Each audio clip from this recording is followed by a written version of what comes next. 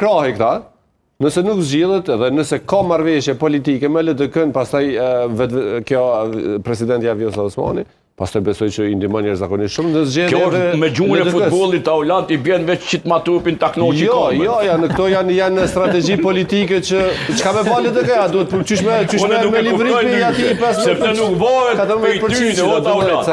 Zvohet po për LDK, kur gjë. Po s'ka lidhje ai Ramosh Haradinaj me 6-8 po jep kandidat. Po veç u koalicion pan ka dol fushat me tash po thon, tash ai po thotë unë jam kandidat për president, po du më bë president po thotë.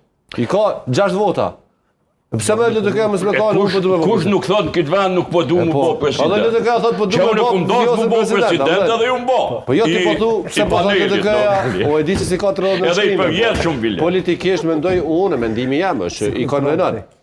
Sikur ta kishte bën një vetëvendose, nëse kishte çit presidentin Vjosa Osmani si kandidate.